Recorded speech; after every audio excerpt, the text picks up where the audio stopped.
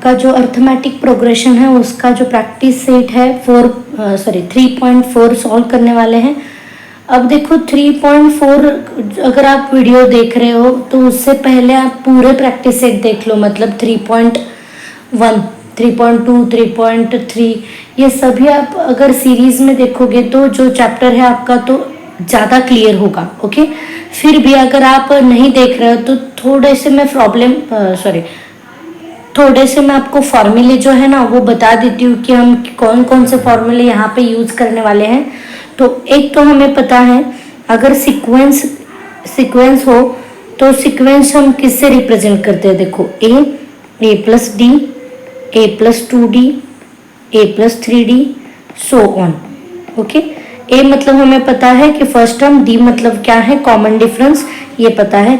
उसके बाद देखो हमें अगर nth टर्म निकालनी है, ये हो गया हमारा t1, ये हो गया हमारा t2, ये हो गया हमारा t3, ये t4 और tn टर्म अगर हमें डायरेक्टली निकालनी है तो देखो tn is equal to formula है a plus n minus 1 d, ये फॉर्मूला है। n मतलब कौन सी टर्म निकालनी है वो, अगर हमें 30 वाली टर्म निकालनी है तो n हमारा 30 हो जाएगा, और जो कुछ भी सीक्वेंस दी है उसकी फर्स्ट टर्म मतलब a, और जो दो सीक्वेंस के बीच में जो डिफरेंस होगा उसको हम d कहते हैं, कॉमन डिफरेंस। ओके, तो ये हमारा टर्म निकालने का फॉर्मूला है। यही जो फॉर्मूले हैं हम यहाँ इस चैप्टर में या इस प्रैक्टिस सेट में यूज करने वाले हैं। उसके बाद देखो SN का फॉर्मूला है, मतलब सम कैसे की जाए। अगर मुझे 4 टर्म्स दिए, suppose t1, t2, t3, t4, तो उनकी सम मुझे करनी है, तो मेरे पास एक डायरेक्ट फॉर्मूला है n/2 in bracket 2a plus n minus 1 d। इस फॉर्मूला का यूज करके आप जो है जितने भी टर्म्स हो, सपोज मुझे कहा कि पहले 20 टर्म्स की समेशन करो तो हम ये फॉर्मूला यूज करेंगे। और देखो हमारे पास इसका और एक फॉर्मूला है SN is equal to n/2 in bracket t1 plus tn, ये एक फॉर्मूला है। ओके, यही चीज़ें जो है हम 3.4 में यूज करने वाले हैं। ठीक है, तो देखो फर्स्ट क्वेश्चन देखो, प्रैक्टिस सेट 3.4 का फर्स्ट क्वेश्चन है। On the 1st January 2016 the Sanika decide to save the ₹10, ₹11 on the second day, ₹12 on the third day. If he decided to save like this, then on the 31st December 2016 what would be her the total saving?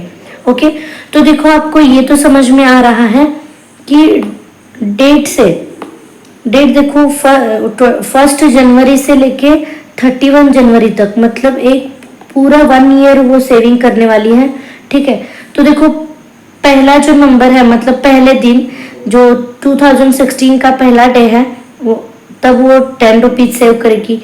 उसके बाद 11 next day पे, और उसके next day पे कितना 12, so on. मतलब हमारी sequence तो मिली कि 10 से स्टार्ट होने वाली है। अब देखो हमें टोटल कितने रुपीज उसके पास जमा होंगे उनकी अब में एडिशन करनी है, तो उसके लिए हमें सम करना होगा, मतलब SN करना होगा। और SN का फॉर्मूला है n/2 2a plus n minus 1 t, ये फॉर्मूला है, हमें पता है। ठीक है, तो देखो हमें ये तो पता है कि a क्या मिलता है, a इज इक्वल टू 10 है, और d देखो हमें पता है कि d is equal to t2 minus t1। t2 क्या है देखो 11 और t1 है 10, इसका मतलब d की जो वैल्यू है वो कितनी मिलती है, 1 मिलती है। ओके, अब हमें सिर्फ n चाहिए, तो देखो हमें तो ये पता है कि पूरे 1 ईयर में कितने डेज होते हैं, 1 ईयर में 365 डेज होते हैं, क्योंकि वो हर एक डे पे सेविंग कर रही है ना, इसके लिए हम 1 ईयर के कितने डेज होते हैं वो देखेंगे।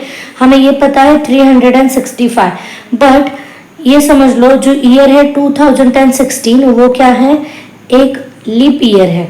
ओके, कौन सा ईयर है, लीप ईयर है, और लीप ईयर में एक डे ज्यादा होता है, मतलब n की वैल्यू क्या होगी 366। ओके, n की वैल्यू होगी 366।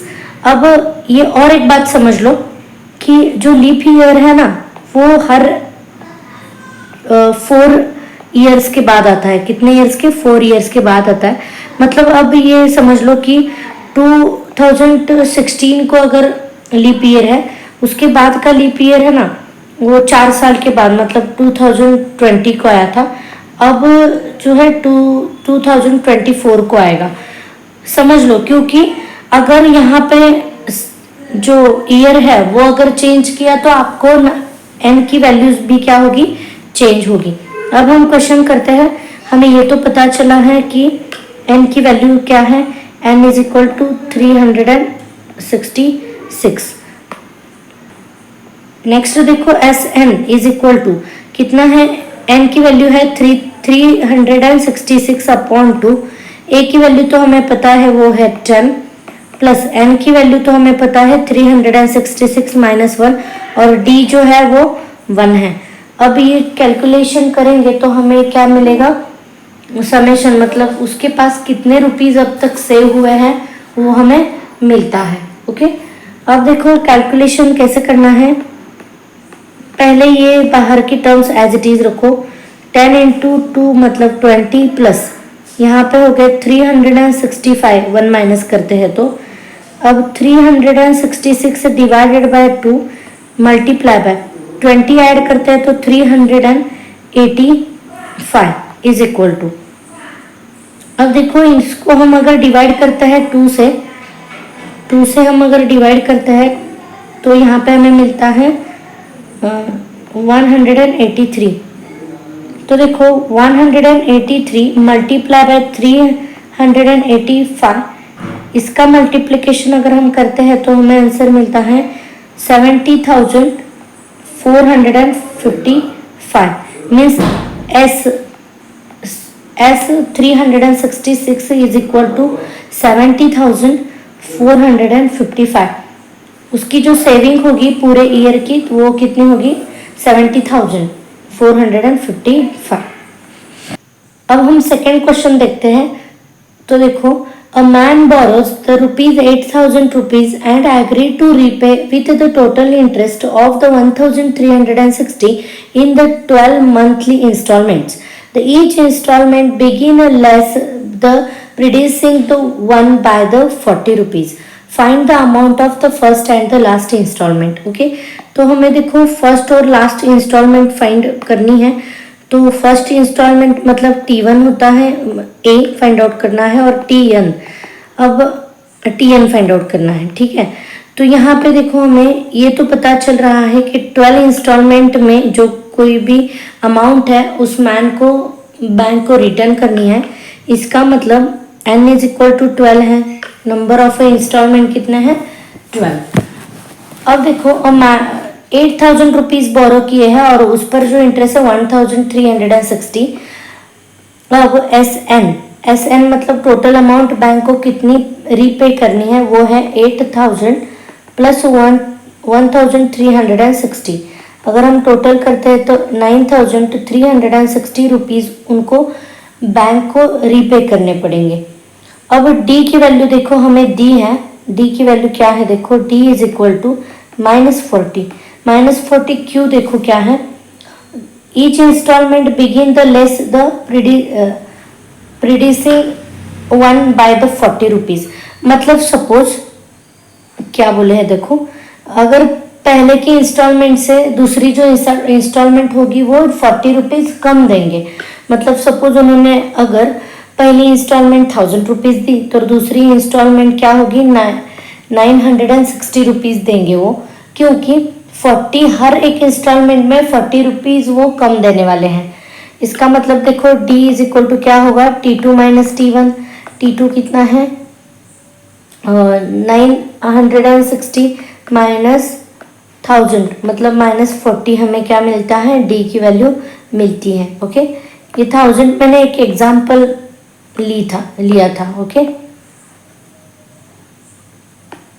नेक्स्ट अब देखो 12 इंस्टॉलमेंट की जो टोटल अमाउंट देनी है वो है 9,360। अब एस एन का हम फॉर्मूला यूज करते हैं। S N is equal to n by 2 in bracket 2a plus n minus 1 d। ए तो हमें पता है क्या है, नहीं ए नहीं पता है, ए ही हमें फाइंड आउट करना है।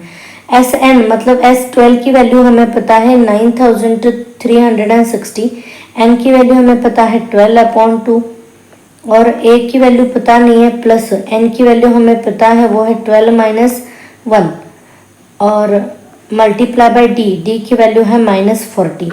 ओके, 12 डिवाइडेड बाय 2 मीन्स 6 आता है, इन bracket 2a plus 11 multiply by -40।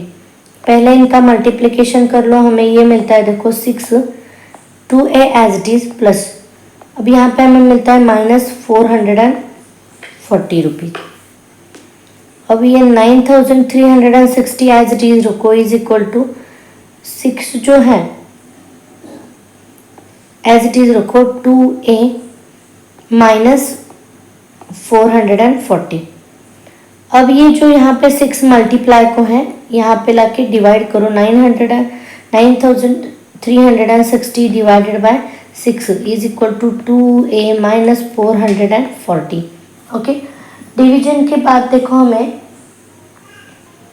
Division के बाद हमें ये जो वैल्यू है वो मिलती है 1560 इज इक्वल टू 2a -440। अब ये जो माइनस है यहाँ पे जाके प्लस होगा, 1560 plus 440 is equal to 2a। Okay, अब इनकी जो एडिशन है वो मिलती है 2000। Okay, is equal to 2a। अब देखो ये जो 2 है यहाँ पे मल्टीप्लाई को इधर जाते हैं तो डिवाइड हो जाता है, तो 2000 डिवाइडेड बाय 2 मतलब a की वैल्यू देखो 1000 मिलती है। ओके, a की वैल्यू हमें कितनी मिली 1000, जो मैंने फॉर एग्जांपल के तौर पे देखो a की वैल्यू 1000 ही ली थी, वही आंसर हमें मिला है। अब हमें tn फाइंड आउट करना है, तो tn देखो, tn मतलब जो लास्ट इंस्टॉलमेंट है वो है 12th वाली, T12 निकालना है, उसका फॉर्मूला है a plus n minus 1 d। Okay, so T12 is equal to a की वैल्यू अभी हमें मिली है 1000 प्लस n माइनस 1, n है 12 माइनस 1 मतलब 11 मल्टीप्लाई बाय -40, 1000 प्लस ये होगा -40 और 11 का मल्टीप्लिकेशन 440, तो 1000 माइनस 440 जो हमें वैल्यू मिलती है वो देखो 560, मतलब T12 is equal to 560 rupees. अब देखो जो फर्स्ट इंस्टॉलमेंट है वो होगी 1000 रुपीज़ और जो लास्ट इंस्टॉलमेंट है वो होगी 560 रुपीज़। क्वेश्चन नंबर 3 देखो, Sachin invested in the national saving certificate theme. In a first year he invested ₹5000, in the second year ₹7000, in the third year ₹9000 and so on. Find the total amount that he invested in the 12 years. Okay, तो हमें ये समझ में आ रहा है 12 years की investment है, उनकी कितनी टोटल अमाउंट होगी वो पूछा है, इसका मतलब n इज इक्वल टू 12 होगा।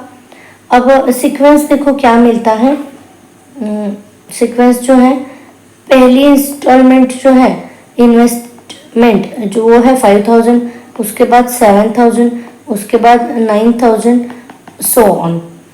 अब देखो यहाँ पे a इज इक्वल टू 5000 क्योंकि फर्स्ट टर्म हमारी a होती है। अब d निकालना है T2 माइनस T1। T2 कितना है देखो, T2 है 7000 माइनस 5000 मतलब d is equal to 2000। Okay, तो हमें a और d मिला और n की वैल्यू भी मिली, कितनी है 12 है, तो हम 12 ईयर्स में होने वाली टोटल अमाउंट फाइंड आउट कर सकते हैं। SN का फॉर्मूला यूज करो और फाइंड आउट करो। SN is equal to n by 2 in bracket 2a plus n minus 1 d। अगर ये फॉर्मूले लर्न हो जाते हैं तो ही आपको कैलकुलेशन या प्रॉब्लम सॉल्व करने को आ सकते हैं। अब देखो ये है 12 डिवाइडेड बाय 2, a की वैल्यू हमें मिली है 2 इंटू 5000 प्लस अब n की वैल्यू जो है वो 12 माइनस 1 और d जो है हमारा 2000 है। ठीक है, अभी इनका जो डिवीजन है वो 6 आएगा, और यहाँ पे 5000 इंटू 2 मतलब 10,000 प्लस 11 मल्टीप्लाई बाय 2000। ओके, अब इनका मल्टीप्लिकेशन देखो 6 एज इट इज, 10,000 हम एज इट इज रखते हैं, प्लस इनका जो मल्टीप्लिकेशन है 22,000 आता है। ठीक है, अब देखो S12 निकालते हैं, summation total 6 as it is रखो, ब्रैकेट पहले सॉल्व करो, 10,000 और ये 22,000 मतलब 32,000 होते हैं, और 32 मल्टीप्लाई बाय 6, ये जो हमें मिलता है 1,92,000 रुपीज जो है उनके टोटल क्या है, इन्वेस्टमेंट है।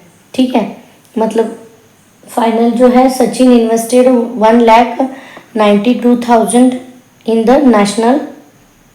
National saving theme.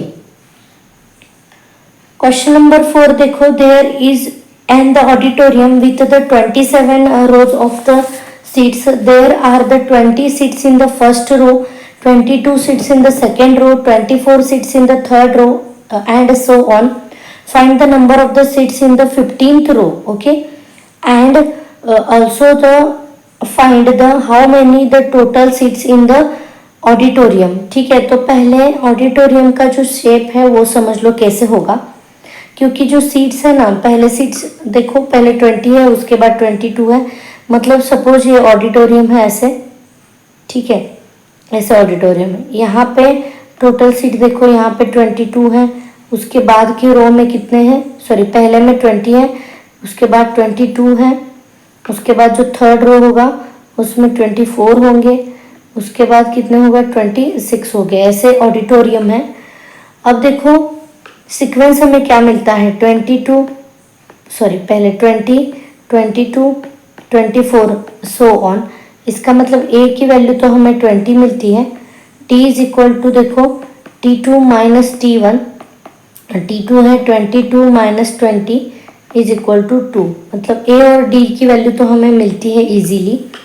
अब फाइंड आउट क्या करना है, देखो ऑडिटोरियम में टोटल 27 क्या है, रोज है ऐसे, मतलब कितने रोज है ऐसे, 27 रोज है। इसका मतलब एन की वैल्यू कितनी हो गई, 27। अब हमें निकालना है 15th रो में कितने सीट्स होंगे, तो ए और डी तो पता है, और हम अब देखो n की वैल्यू 27 हम कब यूज करेंगे, जब हमें क्या निकालना होगा, टोटल सीट्स निकालना होगा, तब हम n की वैल्यू 27 यूज करेंगे। तो पहला क्वेश्चन देखो, हमें T15 निकालना है। एट दैट टाइम अगर हमें T15 इज इक्वल टू निकालना है तो n की वैल्यू हमें कितनी लेनी पड़ेगी, 15 लेनी पड़ेगी। तो T15 is equal to a plus n minus 1 d. A की जो वैल्यू है वो है 20 प्लस n देखो कितना है 15 माइनस 1, और डी की वैल्यू कितनी है 2। 20 प्लस 15 माइनस 1 मतलब 14 मल्टीप्लाई बाय 2। अब देखो ये 20 प्लस 14 इंटू 2 मतलब 28, सो T15, इसका मतलब T15 is equal to 48 seats. Okay, मतलब जो देखो 15 तो रो है, वहाँ पे कितने सीट्स हैं, 48 सीट्स हैं। अब नेक्स्ट हमें निकालना है कि टोटल सीट्स ऑडिटोरियम में कितने हैं। तो देखो S N is equal to, total seats निकालने के लिए हम समेशन करेंगे टोटल जितने सीट्स हैं। S N is equal to n by 2 in bracket 2a plus n minus 1 d. Okay, a की वैल्यू अब हमें यहाँ पे कितनी लेनी होगी, 27। ओके, सो देखो 27 डिवाइडेड बाई 2 इन ब्रैकेट 2, ए की वैल्यू है 20 प्लस n की वैल्यू है 27 माइनस 1, और d की वैल्यू कितनी है 2। अब 27 बाई 2 एज इट इज रखो, ये 20 इंटू 2 40 प्लस ये होंगे 26 multiply by 2। 27 by 2 as it is रखो, और ये 40 एज इट इज प्लस ये होगा 52। ओके, मतलब 27 बाई 2 इज इक्वल टू, इनकी पहले एडिशन करो कितनी मिलती है, देखो 92।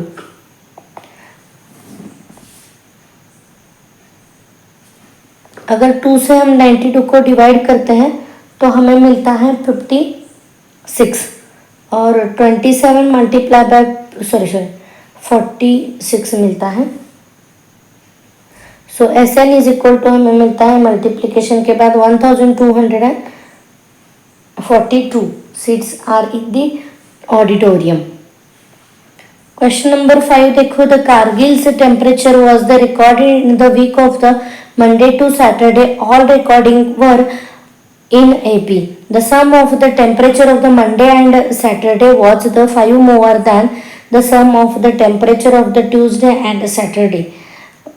If the temperature of the Wednesday was the -30, क्योंकि देखो हमारा कैलकुलेशन इजी हो इसलिए हम पीछे के टर्म्स लेंगे। तो देखो ये होगी टर्म A-D, उसके बाद होगा A-2D, और उसके बाद मुझे पहले उससे पहले होगा A-3D। ठीक है।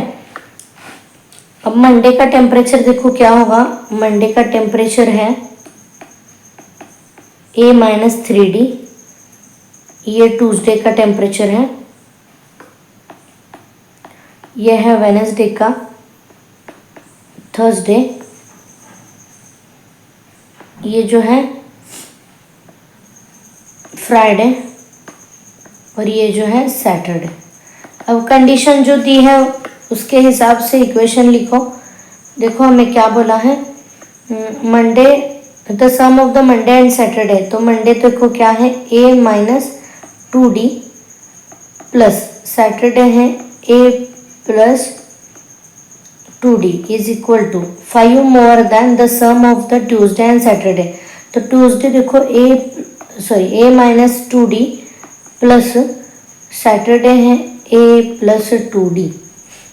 अब देखो यहाँ पे -2D + 2D कैंसिल आउट हो जाएगा, और यहाँ पे एडिशन होती है A + A कितना होगा 2A और -D।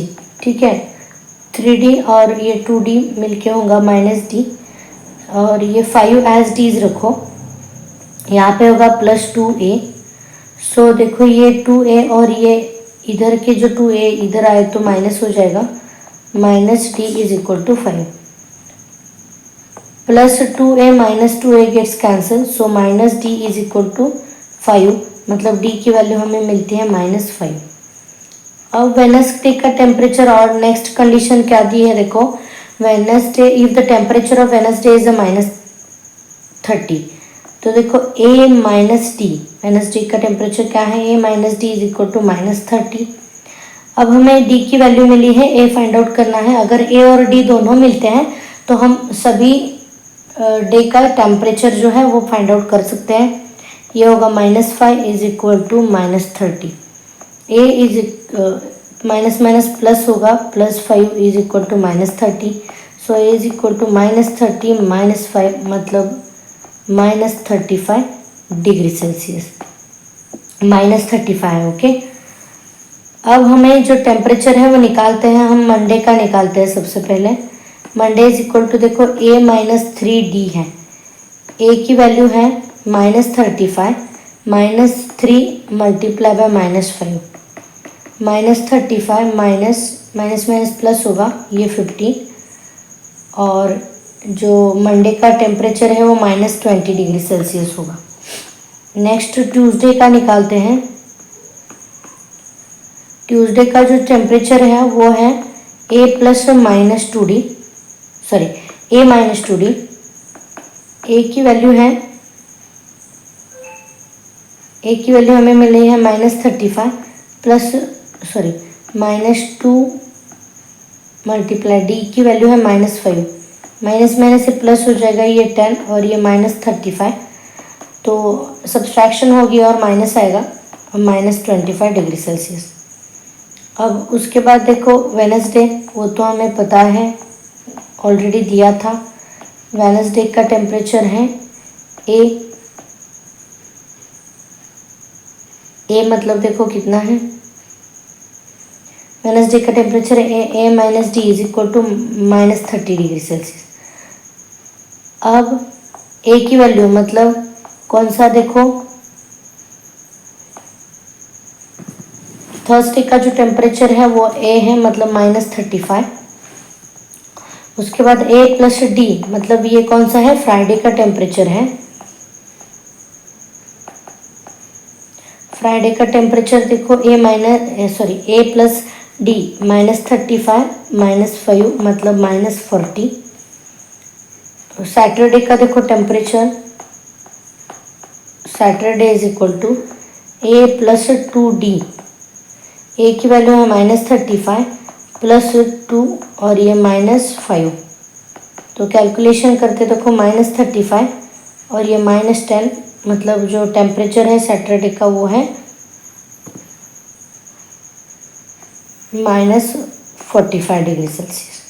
ओके, तो टोटल टेम्परेचर हम बताते हैं क्या है। देखो मंडे का है 20 डिग्री सेल्सियस, उसके बाद ट्यूसडे का है 25 डिग्री सेल्सियस, वेडनेसडे का है -30, उसके बाद थर्सडे का है -35, फ्राइडे का है -40 डिग्री और सैटरडे का है -45 डिग्री।